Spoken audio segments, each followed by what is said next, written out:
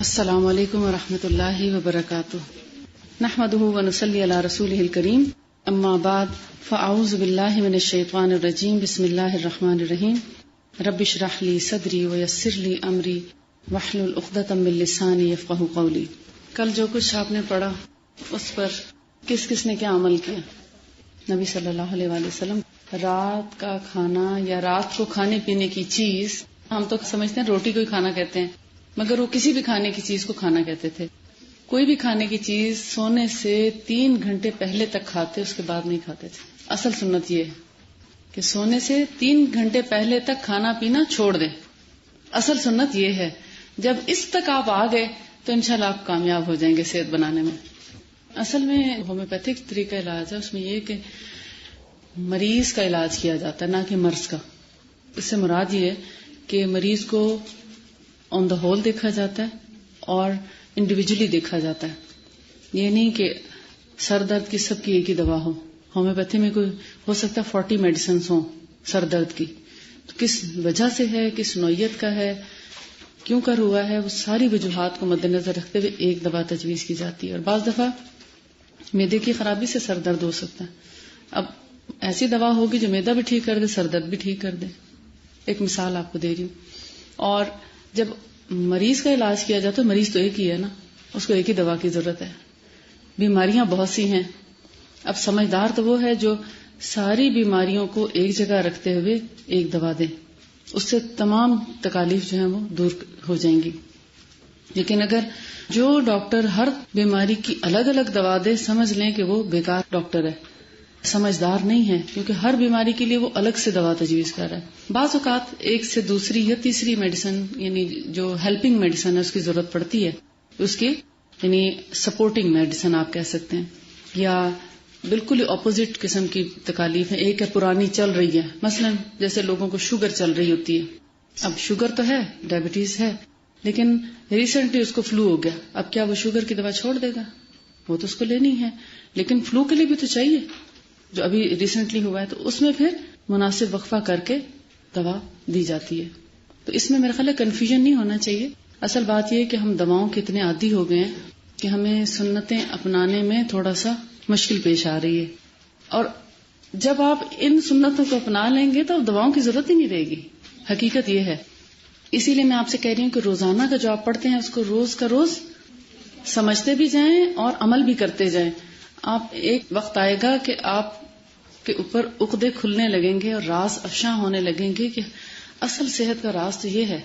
اب 2-3 لوگوں نے کہا ہم نے دودھ پینا شروع کیا، حالانکہ اگر آپ کسی اور سے جنرلی بات کریں تو کہیں گے یہ کون سا بڑا کام ہے، مگر جس نے ابھی تک چکھا ہی نہ ہو اس کے لیے واقعی ایک مشکل کام ہے۔ مگر دودھ پینا بھی تو سنت ہے نا۔ اللہم بارک لنا فیہ وزدنا منہ، دودھ پینے والا یہ دعا مانگ سکتا ہے، دوسرا تو مانگ ہی نہیں سکتا۔ دودھ پیئیں گے تو دعا بھی مانگیں گے نا۔ چلیں، اللہ کرے کہ آپ سب کے سب ان تمام سنتوں پر عمل کرنے کی پوری کوشش کرتے ہوئے کامیاب ہو جائیں۔ دوپہر میں تھوڑی دیر 10 منٹ کے لیے سونا یہ بھی سنت ہے، لیکن 2 گھنٹے تک سونا صحت کی بربادی ہے۔ تھوڑی دیر کے لیے ریسٹ کر لینے میں کوئی حرج نہیں، کیونکہ اس سے آپ فریش ہو جاتے ہیں۔ 10 سے 15 منٹ اگر آپ کیلولا کر لیتے ہیں کھانے کے بعد، اس کا کوئی حرج نہیں۔ لیکن رات کے کھانے کی بات ہے کہ رات کو کھانا نبی صلی اللہ علیہ وآلہ وسلم 3 گھنٹے پہلے کھاتے تھے سونے سے، صرف رات کا کھانا، دوپہر کا کھانا نہیں۔ دوپہر کے بعد تو آپ کیلولا فرماتے تھے اور وہ 10 سے 15 منٹ کا ہی ہوتا تھا۔ فصل نمبر 6، علاج نبوی صلی اللہ علیہ وآلہ وسلم کے انداز اور طریقے۔ اس سے پہلے آپ یہ پڑھ چکے ہیں، میں نے آپ کو پہلے دن یہ طریقے تمام بتا دیے تھے، لیکن پھر بھی ہم اس کو یعنی جیسے فصل نمبر 6 میں آ رہا ہے تو ہم اس کو کر لیتے ہیں کہ پہلا طریقہ آپ صلی اللہ علیہ وآلہ وسلم کا دواؤں سے علاج، یعنی طبی دواؤں کے ذریعے بیماری کو دور کرنا۔ طبی دوائیں کون سی ہوتی ہیں؟ جیسے ٹیبلٹس ہو گئیں یا کوئی دوا ہربل میڈیسن ہو گئی، کسی بھی دوا کے ذریعے، یعنی فزیکل دوائی آپ کس کو بولتے ہیں؟ جو آپ کھاتے ہیں، جو نظر آتی ہے، جو نگلتے ہوئے محسوس کرتے ہیں آپ یا چیو کرتے ہیں۔ اور دوسرا طریقہ علاج بالادعیہ، یعنی دعا کے ذریعے اور جھاڑ پھونک کے ذریعے، دم کے ذریعے علاج۔ اور تیسرا طریقہ علاج بالامرین، یعنی ان دونوں طریقوں سے جو ادویہ اور ادعیہ کا آپ نے طریقہ پڑھا، یعنی دوا کے ساتھ ساتھ دعا کا طریقہ مراد ہے، دونوں چیزوں سے علاج کرنا، دوا سے بھی اور دعا سے بھی۔ آپ نے پیچھے پڑھا ہوگا کہ طریقہ علاج مختلف آپ دیکھ رہے ہیں، طریقہ علاج، پھر جسم انسانی کا علاج، پھر علاج کے طریقے اور انسانی جسم کی بیماریوں کا تفصیلی بیان۔ آپ دیکھ رہے ہیں تھوڑا سا ملتے جلتے سے الفاظ ہیں، تو اس میں کنفیوز نہ ہوں۔ طریقہ علاج سے مراد یہ ہے کہ آیا علاج کرنا چاہیے کہ نہیں۔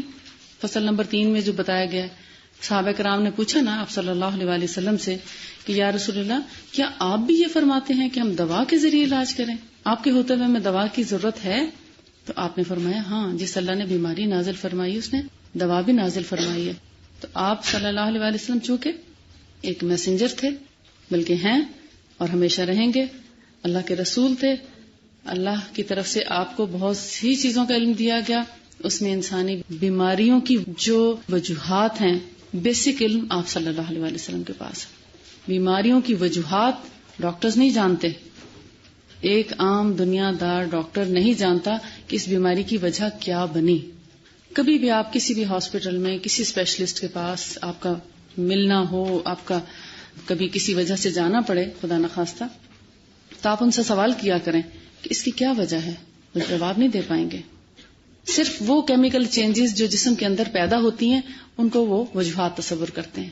مثال کے طور پر اگر گردوں نے کام کرنا چھوڑ دیا، اس کی وجہ سے ڈائلسس کروانے جا رہے ہیں، تو پوچھیں آپ تو کہیں گے کڈنی فنکشن سلو ہو گیا ہے اس لیے ہم کر رہے ہیں۔ اب کڈنی فنکشن کیوں سلو ہوئے وہ نہیں جانتے، اس کی وجوہات شیطانی ہیں، اس کی وجوہات جسم کی کوئی اور تبدیلیاں ہیں، اور ان تبدیلیوں کی وجوہات کون سی غذائیں ہیں، اور ان غذاؤں کے لینے کا طریقہ کار کیا کیا غلط اختیار کیا گیا ہے، کن کن اوقات میں کھانے کھائے گئے، کیسے کیسے کھانے کھائے گئے، کیسی غذاؤں کے اندر کتنی کیڑے مار ادویات کا سپرے کیا گیا تھا، اور ان سپرے کی وجہ سے جو ہمارے جسم کے اندر زہر پہنچا انہوں نے ہمارے گردوں کو کتنا نقصان پہنچایا، ہماری غذا کتنی ناخالص تھی، ہم نے غذا میں کون کون سی چیزیں سلیکٹ کر رکھی تھی، اور باقی اللہ کی پیدا کردہ نعمتوں سے کیسے ہم نے ناشکری سے روگردانی کی، وہ یہ نہیں بتا سکتے،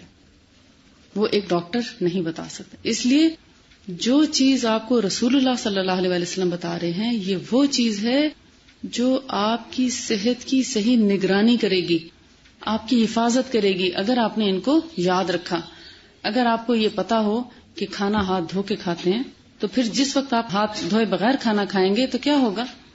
بیمار ہو سکتے ہیں نا، کوئی بھی بیماری ہو سکتی۔ ایک بہت قریب کا واقعہ ہے کہ ایک شخص نے رات کا کھانا کھایا موٹر وے پہ کسی ہوٹل پہ، بیسیکلی ٹرک ڈرائیور تھا اور اس کے ساتھ اس کا ایک کنڈکٹر تھا۔ کھانا کھاتے ہی وہ 1 گھنٹے میں مر گیا، مگر کنڈکٹر جو ہے وہ زندہ رہا۔ تو اب وہ جگانا چاہ رہے تھے تو دیکھا تو ڈرائیور مر چکا تھا۔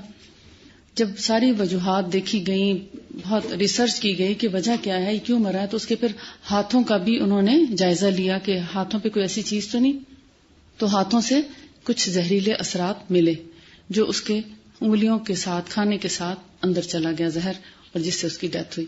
اب وہ زہر کہاں سے آیا؟ مطلب ایک ہی کھانا تھا جو ڈرائیور نے بھی کھایا اور اس کے ساتھی نے بھی کھایا، ساتھی کو کچھ نہیں ہوا۔ جب تحقیق کی گئی تو پتہ چلا کہ راستے میں ٹرک کا جو ٹائر ہے پنکچر ہوا تھا، اور ڈرائیور نے اس کو جب چینج کیا، ہاتھ دھوئے ہوں گے مگر دھیان سے نہیں دھوئے۔ اب جب پنکچر ہوا تو پنکچر ہونے سے پہلے ٹائر کے نیچے آ کے سانپ مرا تھا، اس کا زہر ٹائر پہ لگا ہوا تھا۔ جب اس نے ٹائر چینج کیا تو وہ سانپ کا زہر جو ہے وہ ہاتھوں کو لگ گیا۔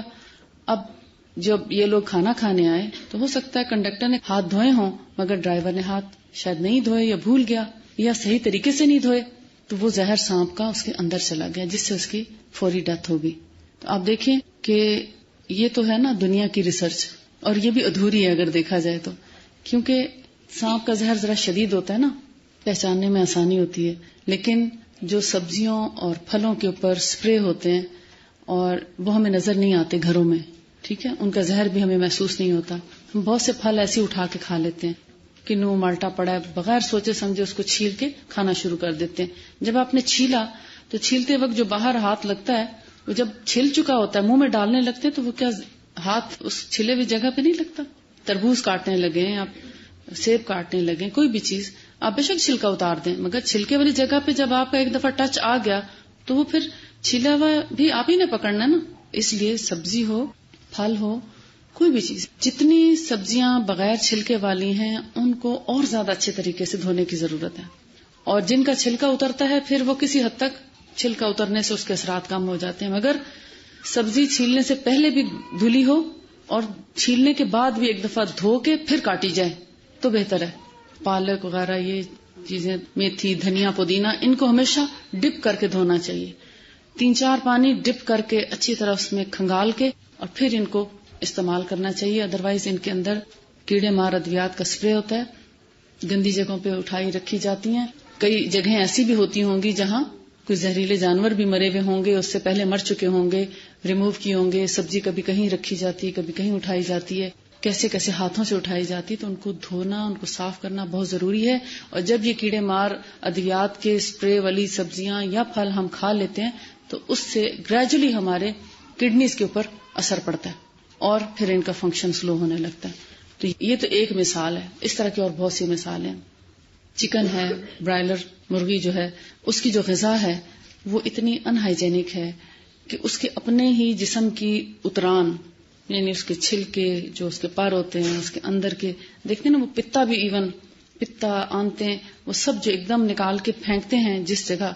ہم عام روٹین میں کتنا خیال کرتے ہیں کہ ہماری خوراک, جب دیسی مرغی گھروں میں ذبح کی جاتی تھی آج سے 20-30-40 سال پہلے, تو کیا ہوتا تھا, اس کے پتے کو بڑے احتیاط سے کہتے تھے کہ الگ کر لیا جائے, کہ اس کا زہر اگر کلیجی پہ لگ جائے تو اس جگہ کو اتار دیا جاتا تھا کہ اس کے زہریلے اثرات جسم میں داخل نہ ہوں.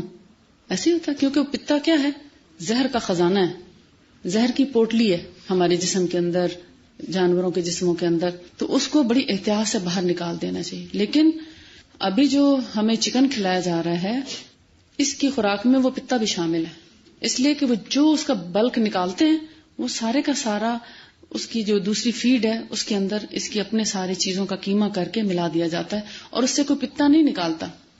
اور جو چپس آپ اتنے لذیذ کھاتے ہیں, آپ کو بہت مزے کے لگتے ہیں, یہ اسی چکن کی جو چربی ہوتی ہے اس کو جمع کیا جاتا ہے ایک جگہ, اور وہ سیل ہوتی ہے, اور اس سے پھر وہ گھی نکالتے ہیں, اور اس گھی میں یہ چپس نکال کے آپ کو خوبصورت خوبصورت پیکٹس میں سیل کیے جاتے ہیں. وہ آپ بہت مزے سے کھاتے ہیں, اتنی گندی چربی کے, جس کے اندر خون بھی اور اس کی یعنی بیٹ بھی اور ہر چیز ملی ہوئی ہوتی ہے. تو آپ کو تو بہت اچھے لگتے ہیں, مزے کے, اسی لیے تو وہ مزے کے لگتے ہیں, کیونکہ اس جیسا گھی آپ کو گھر میں نہیں ملتا اتنا گندا. اب اس کے آپ اتنے عادی ہو گئے ہیں کہ out of sight out of mind, جو آپ کے سامنے نہیں ہو رہا وہ دماغ سے اوجھل ہے, اب جو بھی ہو جائے کوئی بات نہیں. اگر کسی چیز میں آپ کے سامنے مکھی گر پڑی ہے تو ہو سکتا ہے آپ کو کراہت آئے, مگر کسی اور نے اگر آپ کو مکھی کھول کے بھی پلا دی نا, شیک کر کے بھی, تو آپ آرام سے پی جائیں گے. ایسے ہی نہیں ہے. آپ کا کیا خیال ہے, تندور پہ جو روٹی بنتی ہے وہ بہت پاک صاف ہاتھوں سے بنتی ہے, جو بازار سے آپ ریڈی میڈ جوسز پیتے ہیں وہ بہت صاف ستھرے ہوتے ہیں. دیکھیں میں آپ کو اس لیے بتا رہی, بیکری آئٹمس ہیں, بیکری کی چیزیں بنانے والے کئی دفعہ آپ دیکھتے ہیں اس کے اندر سے بہت کچھ نکل رہا ہوتا ہے, رس, ڈبل روٹی, بسکٹ, مکھیاں کئی دفعہ مری ہوئی اس کے اندر سے نکل رہی ہوتی, کاکروچز بریڈ سے نکل رہے ہوتے ہیں. ہاں ہم نے اپنی آنکھوں سے دیکھا ہے, مگر وہ تو ہم پھر بھی نکال کے پھینک دیں گے, وہ پیس شاید نہ کھائیں باقی کھا جائیں گے. یعنی اس آٹے کے اندر کاکروچز بھی شامل ہیں اس میں سب, اور کاکروچ آپ کو معلوم ہے گٹر سے آتے ہیں, ان کی اصل جو جگہ ہے وہ گٹرز ہیں. میں آپ کو اس لیے بتا رہی ہوں کہ آپ یہ سمجھتے ہیں کہ جو چیز آپ کو ریڈی میڈ مل گئی ہے وہ بہت ہی اچھی ہے, بڑی حسین ہے, خوبصورت خوبصورت پیکٹس میں ہے, مگر ان کی حقیقت کیا ہے وہ ہم نہیں جانتے. اب جب ایسی چیزیں آپ کھائیں گے تو کیا آپ صحت مند رہ سکتے ہیں؟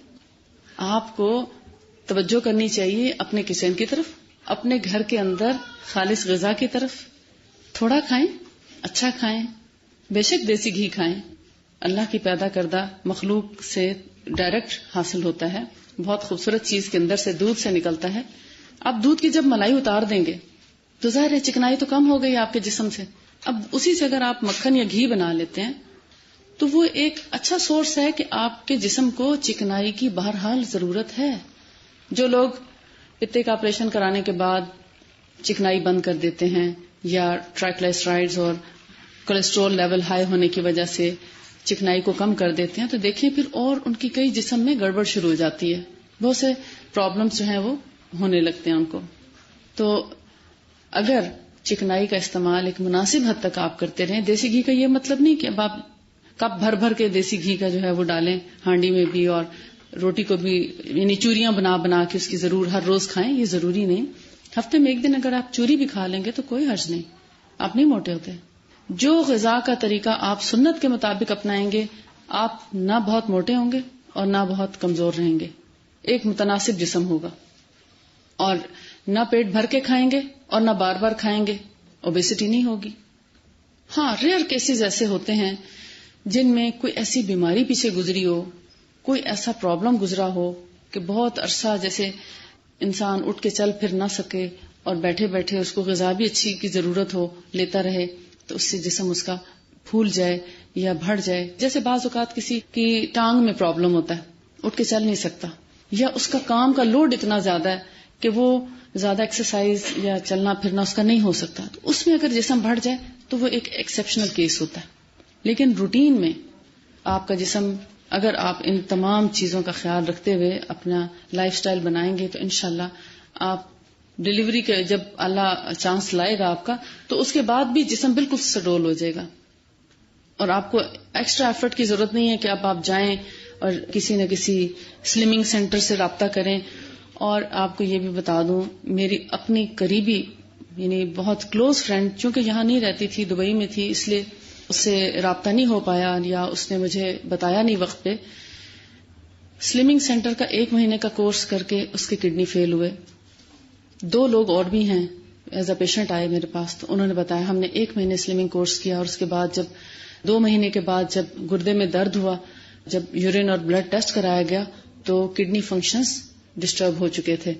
کیونکہ جو دوا آپ کے جسم کو اچانک پتلا کرتی ہے، جسم کی چربی کو پگھلا کے باہر کر رہی ہے، تو آپ دیکھیں ہمارا دل اور ہمارے گردے، ہمارا لیور، یہ سب چربی کے ساتھ ڈھکے ہوئے ہیں. چربی ان کو سپورٹ کرتی ہے، کشن ہے چربی کے ان کے آس پاس سارے. گردہ تو بالکل چربی کے اندر ڈھکا ہوا آتا ہے بکرے وغیرہ کا، یا قربانی کے موقع پہ آپ نے دیکھا ہوگا کہ بعض اوقات تو ہمیں چھیل کے دے دیتے ہیں نا، اور بعض اوقات وہ چربی سے آپ دیکھیں ایک پورا غلاف چڑھا ہوتا ہے چربی کا، اور جب یہ غلاف اتر جائے تو کڈنی فنکشن بھی آہستہ آہستہ یعنی وہ کڈنی شرنک ہونے لگتے ہیں، ان کے اندر کی چربی بھی پگھلتی ہے ایسی دواؤں سے، ان کے باہر کی لیئر بھی جو ہے وہ کم ہو جاتی ہے.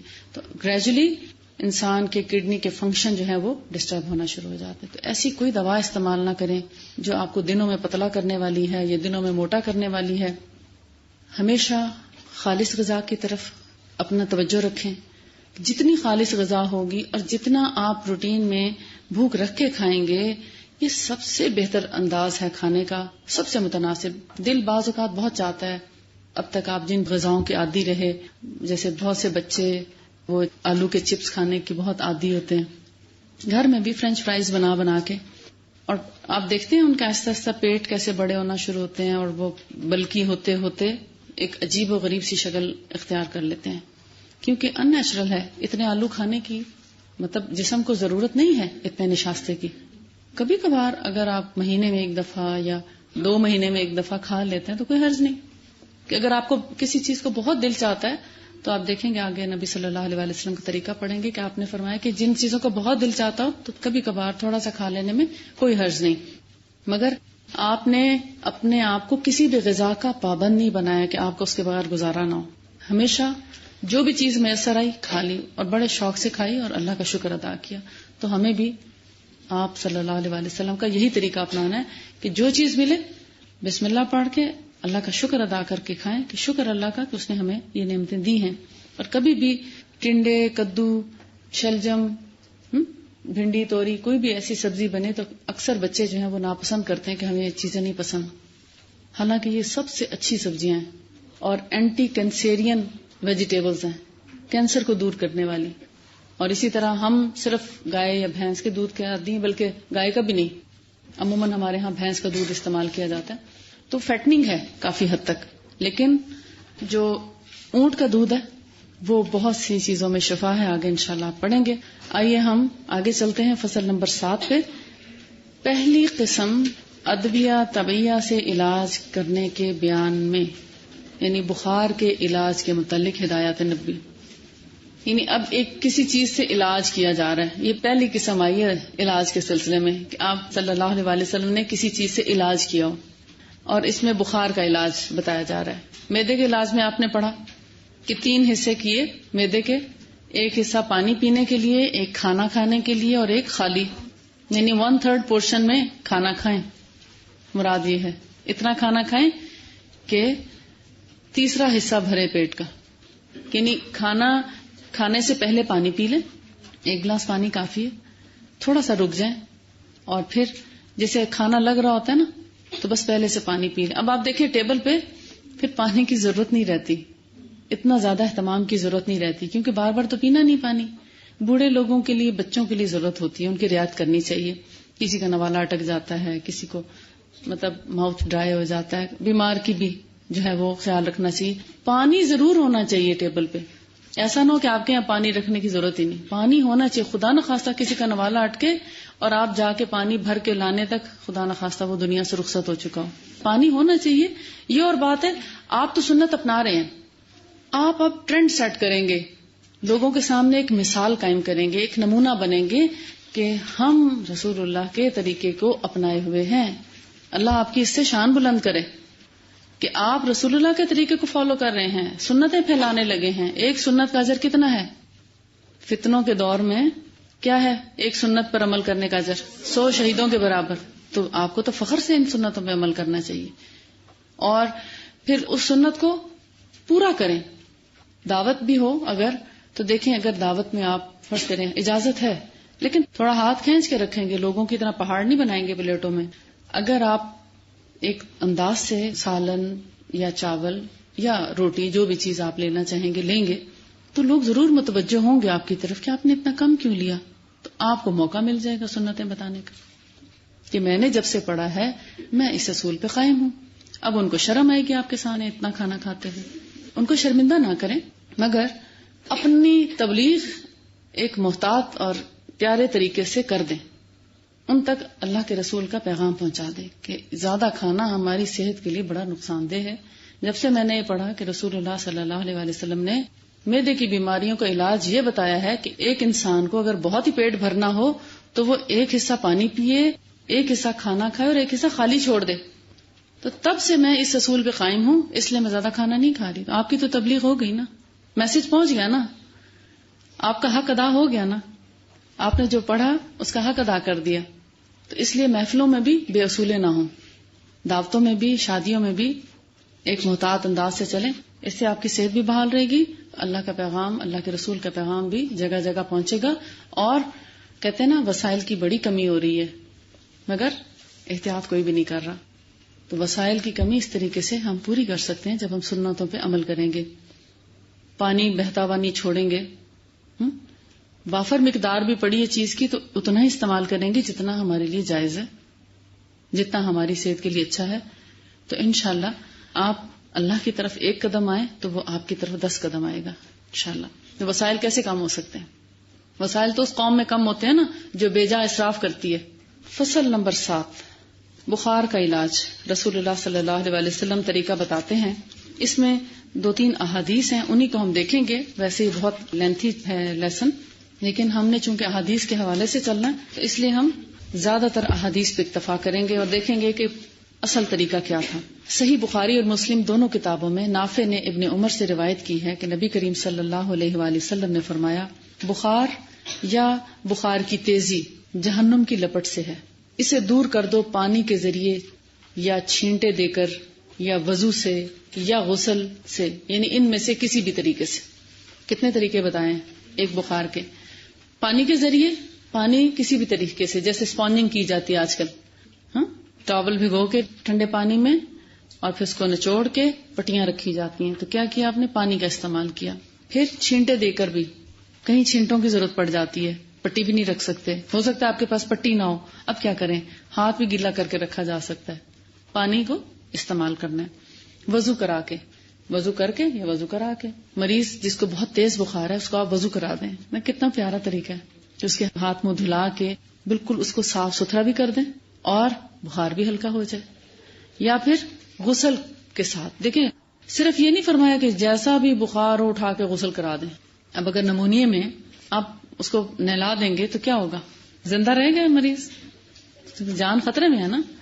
تو اس لیے یہ سارے طریقے بتائیں کہ اگر سردی کا بخار ہے، ٹائیفائڈ ہے، نمونیا ہے، یا کسی اور آنتوں کے انفیکشن سے جب ڈائریا ہو جاتا ہے اور اس کے ساتھ جو بخار ہو جاتا ہے، تو ایسے میں مریض کی قوت مدافعت بہت کمزور ہو چکی ہوتی ہے، مریض بہت تھکا ہوا اور نکاہت محسوس کرتا ہے. تو ایسے میں اس کو چھینٹے یا پٹیاں یا پانی کا ہاتھ لگا دینا ہی کافی ہے، کیونکہ ہو سکتا ہے زیادہ ٹھنڈا کرنے سے وہ مزید اس کی پسلیوں میں درد ہو جائے یا جسم میں درد ہو جائے، کیونکہ ٹائیفائڈ کا مریض بھی جو ہے نہانے کے بعد جسم درد محسوس کرتا ہے. اور اسی طرح نمونیا والے کو بھی احتیاط کے ساتھ نہلایا جاتا ہے. نہلانے کو تو نہلایا جا سکتا ہے، خوب گرم پانی میں آپ اس کو لٹا دیں، بٹھا دیں، لیکن نہلانے کے بعد کی حفاظت بڑی امپورٹنٹ ہے. وہ اکثر لوگ نہیں جانتے، جس کی وجہ سے نہلانے سے پرہیز بتایا جاتا ہے. کیونکہ گرم گرم ٹبس کے پانی سے نکال کر پھر کمرے کو اتنا گرم ہونا چاہیے کہ وہ پانی اور کمرے کا ٹیمپریچر ایکول ہو، تو پھر تو کوئی حرج نہیں. لیکن یہ احتیاطی تدابیر چونکہ لوگ اختیار نہیں کرتے، اس لیے مریض کو آدھا مار دیتے ہیں. تو کہا جاتا ہے کہ نہ نہلائیں تو بہتر ہے کچھ دن، یعنی 3 دن یا جتنے بھی دن سویئر کنڈیشن ہے اتنے دن میں. ہاں، پانی کے چھینٹے اس کو دیے جا سکتے ہیں، یا پھر اسپونجنگ نمونیے کے مریض کو بھی کی جا سکتی ہے. بہت زیادہ کپڑے پہنانے سے گریز کرنا چاہیے. اتنے کپڑے نہ پہنائیں کہ اس سے بہت پسینے آ جائیں، اور اتنے کم بھی نہ کریں کہ مزید دردیں شروع ہو جائیں. ایک محتاط انداز سے چلنا چاہیے. البتہ گرمی کا بخار ہے، لو لگ گئی ہے، سن سٹروک ہو گیا ہے، تو آپ پانی کے ٹھنڈے ٹب میں مریض کو لٹا دیں تو کوئی حرج نہیں.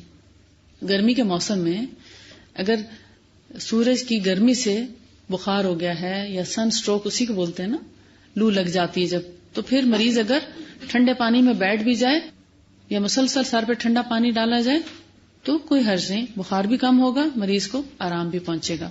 تو یہ 3 یا 4 طریقے جو ہیں، یہ ہر بخار کی نوعیت کو دیکھا جائے گا، مریض کی کنڈیشن کو دیکھا جائے گا، چھوٹے بڑے جوان کے لحاظ سے ان چیزوں میں سے کسی ایک چیز کا استعمال کیا جائے گا. اس کے بعد پیج نمبر 55 پر ہے، جب تم سے کوئی بخار زدہ ہو، یعنی تم میں سے کسی کو بخار ہو جائے تو بخار والے شخص پر ٹھنڈے پانی کے چھینٹے دیے جائیں. آپ صلی اللہ علیہ وسلم نے فرمایا کہ جب بھی تم میں سے کسی کو بخار ہو جائے تو اس کو ٹھنڈے پانی کے چھینٹے صبح سویرے دیے جائیں. صبح سویرے سے مراد یہ ہے کہ انسان اکثر جب سوتا ہے تو اپنے آپ کو تھوڑا سا وارم کر کے سونا چاہتا ہے. آپ دیکھتے ہیں کہ سخت گرمیوں میں بھی اگر آپ اے سی میں بھی سو رہے ہیں فرض کریں تو آپ کچھ نہ کچھ اوڑھ لیتے ہیں نا، کہ سانس تو ٹھنڈی ہوا میں آتا رہے مگر جسم زیادہ ٹھنڈا نہ ہونے پائے. تو اس میں پھر کیا ہوتا ہے، جسم کو گرما کر سونے سے صبح میں بخار زیادہ ہو جاتا ہے، اور جب بخار زیادہ ہوگا تو اس کا علاج کیا ہے؟ پانی. اور پانی کے اگر چھینٹے دے دیے جائیں صبح صبح تو کیا ہوگا؟ بخار ٹھنڈا پڑ جائے گا. اور دوسری جگہ پر حضرت ابو ہریرہ رضی اللہ تعالیٰ عنہ سے مرفوعاً یہ روایت سنن ابن ماجہ میں لکھی ہے کہ بخار جہنم کی بھٹیوں میں سے ایک بھٹی ہے، اسے دور کر دو ٹھنڈے پانی سے. اور ایک اور جگہ پر ہے کہ رسول اللہ صلی اللہ علیہ وآلہ وسلم کو جب بخار ہوتا تو پانی کا مشکیزہ طلب فرماتے ہیں. مشکیزہ کیا ہوتا ہے؟ مشک کہہ لیں آپ، ہمارے ہاں گھڑے ہوتے ہیں لیکن عرب میں اس وقت اس دور میں چمڑے کی مشکیں ہوا کرتی تھی. تو کیا فرماتے ہیں کہ جب بھی بخار ہوتا تو آپ پانی کی مشک یا پانی کا مشکیزہ طلب فرماتے اور اسے سر پر انڈیل کر غسل کر لیتے، یعنی سارے جسم پر اچھی طرح پانی پہنچاتے، کوئی ایک حصے کو ٹھنڈا زیادہ نہ کرتے تھے. اس کی کیا وجہ ہے؟ آپ کو پتا ہے کہ مکہ کا موسم خاصا گرم ہوتا ہے. آج کل بھی کوئی خاص سردی وہاں پر نہیں ہے، ابھی بھی لو نہیں چل رہی ہے. تو مکہ میں چونکہ سردیوں میں بھی اگر اتنی گرمی ہے تو گرمیوں میں تو آپ کو پتا ہے بہت شدید گرمی ہوتی ہے، تو وہاں پر عموماً گرمی کا بخار ہوتا ہے.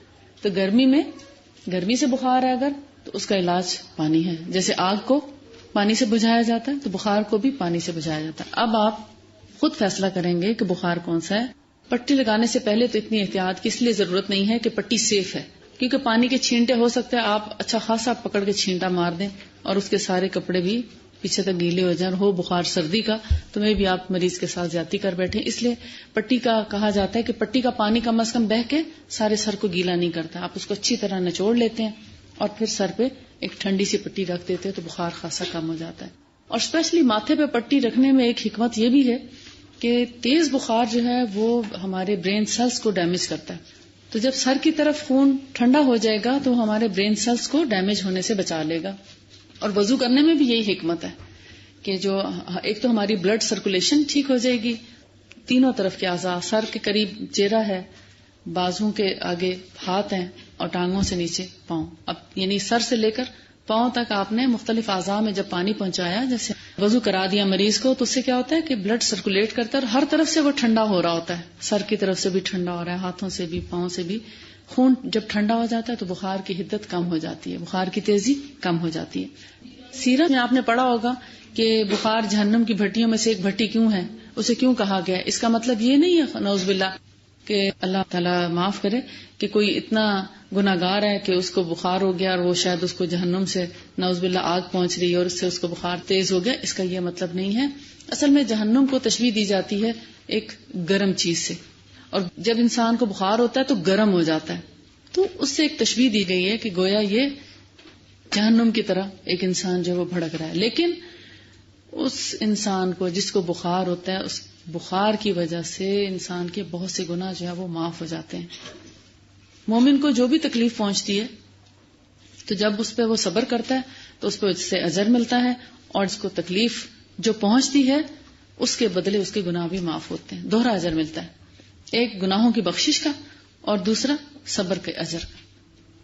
یعنی بیماری میں اگر انسان صبر کرتا ہے تو اس کو پھر اجر بھی ملتا ہے, اور بخار کی تکلیف سے اس کے گناہ معاف ہو جاتے ہیں. نہ صرف بخار سے, مومن کو تو اگر کانٹا بھی چبھتا ہے تو اس پر بھی اس کے گناہ جھڑتے ہیں. تو بخار تو خاص طور پر اس لیے ہے کہ پورا جسم اس کے ساتھ انوالو ہوتا ہے. یعنی جسم کو اگر ایک حصے میں تکلیف ہو تو اس کے ساتھ بخار ہو جاتا ہے. عموماً جیسے ٹی بی کے ساتھ بخار ہوتا ہے مثال کے طور پہ, آرتھرائٹس کے ساتھ بھی ہو جاتا ہے, ریومیٹائڈ آرتھرائٹس کے ساتھ. پھر جیسے گاؤٹ ہوتا ہے, گاؤٹ کے ساتھ اسپیشلی بخار ہوتا ہے. پھر جانڈس کے ساتھ بخار ہوتا ہے, ٹائیفائڈ میں بخار ہے, نمونیا میں بخار ہے, فلو کے ساتھ بخار ہو جاتا ہے. پھر بعض اوقات جسم میں دردوں کے ساتھ بخار ہو جاتا ہے, عام جیسے ٹھنڈ لگتی ہے, موسم بدلتا ہے اور گلا خراب, اس کے ساتھ بخار ہو جاتا ہے. چوٹ لگ جائے اس سے بخار ہو جاتا ہے, یعنی انفیکشن اتنا ہوتا ہے کہ بخار ہو جائے. بعض اوقات بوائلز, پھوڑے نکلتے ہیں, اتنے بڑے بڑے گڑھ نکلتے ہیں, ان کے ساتھ بخار ہو جاتا ہے. کتنی وجوہات ہیں بخار ہونے کی.